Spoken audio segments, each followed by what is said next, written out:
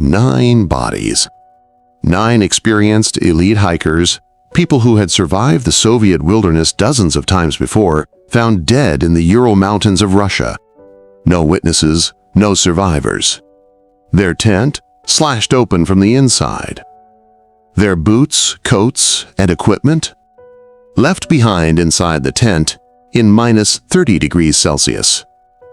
Some of the bodies showed injuries so catastrophic, fractured skulls, shattered ribs, crushed chests, that Soviet investigators compared the force to a car crash. But there were no external wounds, no bruises, no cuts on the skin. One of the women was missing her tongue, her eyes, and her lips. And when the Soviet government reviewed the case, the official conclusion they filed was this: the cause of death was an unknown compelling force. That was it, case closed. For 60 years, this case has haunted investigators, scientists, and historians. Today, we are going to walk every inch of that mountain. We are going to examine every piece of evidence, and we are going to get as close to the truth as the facts allow. Before we talk about how they died, we need to understand who they were, because these were not reckless tourists. These were some of the most capable outdoor athletes in the Soviet Union. January 1959. A group of 10 hikers, most of them students and graduates of the Ural Polytechnical Institute in Sverdlovsk, assembled for a Category 3 winter expedition. That is the highest difficulty rating in Soviet mountaineering, a grueling, weeks-long traverse through the northern Urals in the dead of winter. Their leader was 23-year-old Igor Dyatlov, an engineering student. An experienced, meticulous expedition leader who had completed multiple difficult winter treks. He had planned this trip for months. The other 8, Zenaida Kolmogorova, Rustam Slobodin, Yuri Doroshenko, Georgy Krivonashenko, Alexander Zolotaryov, a 37-year-old war veteran and the oldest of the group, Lyudmila Dubinina, Alexander Kolovatov, and Nicholas Thibault Brignolel. One member, Yuri Yudin, turned back early due to illness. He was the only one who came home. He spent the rest of his life. He died in 2013, wishing he knew what happened to his friends. On January 28th, the group left the last inhabited settlement and pushed north into the wilderness. They were fit, experienced, well-supplied, and in good spirits. Their diaries, recovered later, show a group of young people laughing, joking, writing poems about the mountains. No one suspected that within 10 days, all 9 of them would be dead. The plan was to reach Mount Otorten, roughly 16 kilometers north. On the night of February 1st to 2nd, 1959, the group made camp on the eastern slope of a mountain called Kholat Syakhl. That name, in the language of the indigenous Mansi people, translates roughly to Dead Mountain. Now, experienced hikers will tell you, that slope was a poor campsite choice. They were exposed.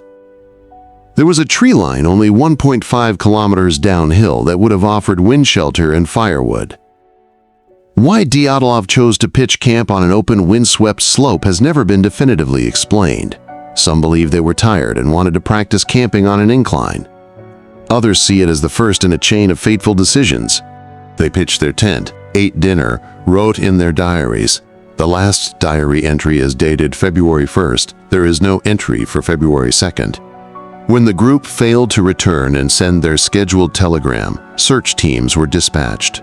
On February 26th, more than 3 weeks after they went silent, rescuers found the tent.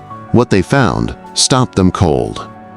The tent was half collapsed under snow. Inside, rescuers found all the group's supplies: food, coats, boots, backpacks, cameras, shoes, everything still there, neatly arranged, as though the hikers had been preparing for sleep. But the tent had been cut open, multiple slashes. From the inside, the fabric pushed outward.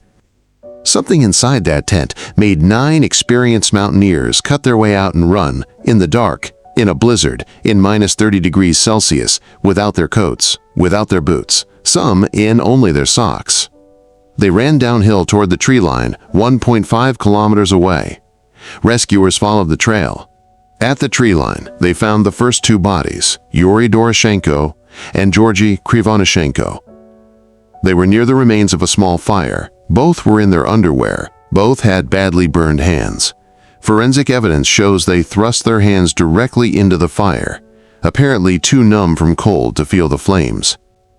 About 300 meters back up the slope, toward the tent, searchers found Igor Dyatlov, lying on his back, partially buried in snow. His position suggested he had died trying to crawl back up toward the tent.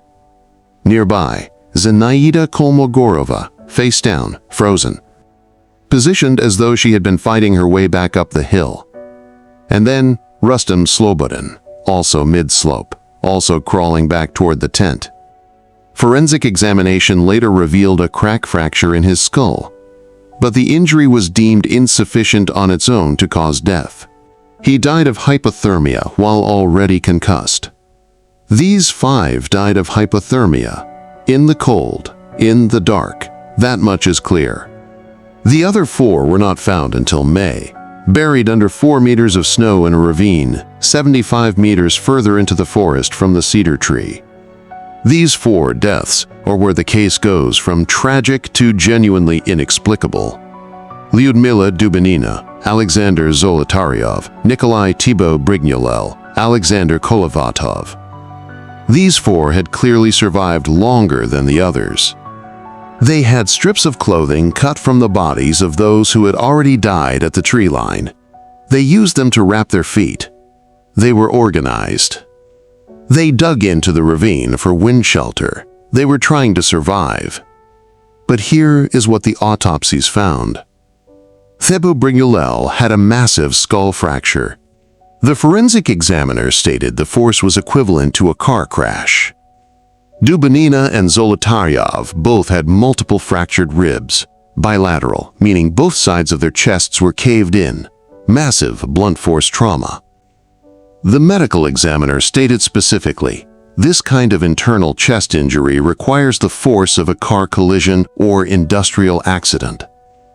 But, and this is critical, their skin was intact. No external wounds consistent with those injuries, no cuts, no abrasions, no bruising on the skin corresponding to the broken bones beneath it. This means whatever force shattered their ribs and skull did not come from a physical blow by a person or weapon that contacted the skin. The force had to travel through the body from an external pressure source, not a punch, not a weapon, not a fall onto a hard edge. And then there is Lyudmila Dubinina. Her tongue was missing. Her eyes were missing. Her lips were gone. Modern forensic analysis largely supports that the soft tissue loss was consistent with natural decomposition accelerated by the wet, acidic conditions of the meltwater stream in the ravine, where the bodies lay for nearly 3 months before being found. But it remains one of the most disturbing aspects of the case. Additionally, some clothing from the group tested positive for low-level radiation, specifically on the garments of Georgy Krivonyshenko. Soviet authorities opened a formal criminal investigation. Lead investigator, Lev Ivanov. They examined evidence, analyzed autopsies, interviewed witnesses. And then, abruptly, the investigation was closed, files classified. The families told only that an unknown compelling force had caused the deaths. Those classified files were not released until 1990, as the Soviet Union began to collapse. Years later, Ivanov gave an interview. He said that when he was about to name a specific cause in his report, he received a direct call from a senior Communist Party official telling him to classify the findings and close the case. He spent decades saying he did not know what he had been ordered to conceal. This cover-up is real and documented. What it was concealing is the question. Here is the factual context. In 1959, the USSR was actively testing military equipment in the Ural region. There were documented reports from multiple independent witnesses of glowing orange orbs in the sky that same night, moving south to north over the Urals. Hikers in a separate group camped nearby also recorded these lights in their own diaries. The radiation on the clothing? Krivonyshenko worked at Chelyabinsk -40, the site of the catastrophic 1957 Kishtim nuclear disaster, one of the worst nuclear accidents in history. Contamination from his work environment likely transferred to his expedition clothing. Let us now consider the most evidence-supported theory, not the most dramatic one, the one that accounts for the most facts. In 2021, a scientific team from ETH Zurich, the Swiss Federal Institute of Technology, published a peer-reviewed study in the journal Communications, Earth and Environment. They physically modeled a specific snow event called a slab avalanche on the Dyatlov campsite slope. A slab avalanche is not a classic rolling snowslide. In a slab avalanche, a dense, cohesive plate of compacted snow shears off as a single rigid unit, like a concrete slab falling from height. It strikes with concentrated, pressurized force on a small area. It is completely silent before it hits. And it can detach hours after the triggering event, meaning hours after the group went to sleep. The ETH Zurich study demonstrated that the specific topology of the slope where Dyatlov camped, including the wind-cut ridge above the tent, was precisely the terrain where a delayed slab avalanche is physically possible. The group had cut into the slope to level it for the tent, potentially destabilizing the snowpack. Hours later, in the night, a slab sheared off and struck the tent. The force profile of a slab avalanche, dense, pressurized, coming from above, would produce exactly the documented injuries, fractured ribs and skulls from compressive force, with no external skin wounds, because the force is distributed across soft snow rather than a hard edge. This explains why they cut the tent from the inside, partially buried, panicked, unable to find the entrance in the dark. It explains why they ran without gear. They had seconds. A slab avalanche in the night, in a blizzard, with zero visibility. You run.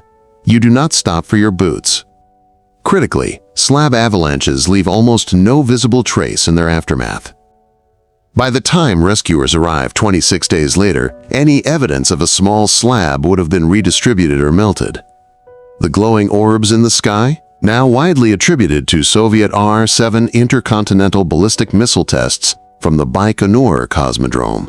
Declassified flight records confirm multiple ICBM test trajectories over the Ural region in January and February 1959. These tests were classified, which is why the investigation was shut down. Not because the missiles killed the hikers, but because acknowledging the lights would have confirmed classified military activity. Could this have been avoided? As a matter of forensic analysis, yes. There were decision points where different choices might have changed the outcome. First, the campsite location. Dyatlov chose to camp on an exposed, wind-cut slope instead of descending 1.5 kilometers to the sheltered tree line. This placed the group in precisely the terrain where a slab avalanche was possible. Why he made that choice is unknown. Possibly fatigue, possibly a deliberate training decision. Second, the tent was pitched by cutting into the slope to level it. This is a known mountaineering technique, but on wind-compressed snow, it can destabilize the snowpack above. It may have been the triggering action that set events in motion hours later. Third, the fatal arithmetic of extreme cold. At -30 Celsius, a human being without insulating clothing loses the ability to make rational decisions within minutes. The body prioritizes core survival. Judgment collapses. 5 of them tried to crawl back up toward the tent and their gear, and died in the attempt. Their behavior, which seems irrational in a warm room, is entirely consistent with documented extreme cold exposure. These were not failures of skill or experience. They were the outcome of a fast, silent, nighttime event that gave 9 capable people almost no time to respond. 9 people, 1 night, 1 mountain. And 65 years later, we still cannot say with absolute certainty what happened in that tent. The slab avalanche theory is the most scientifically rigorous explanation we have. It is supported by physics modeling, forensic pathology, and documented survivor behavior in avalanche events. It does not require any conspiracy, any weapon, any supernatural force. What it requires is this: 9 exhausted hikers, camped on the wrong slope, on the wrong night, with the wrong wind, who made the only decision their panicked, frozen bodies were capable of making. They ran. The Soviet cover-up was real, but the evidence suggests it was not covering up the cause of death. It was covering up classified missile tests that had nothing to do with killing these people. Igor Dyatlov was 23 years old. Lyudmila Dubinina was 20.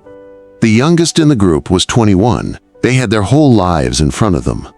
The pass where they died was officially renamed Dyatlov Pass in their memory. Now, here is what I want you to think about.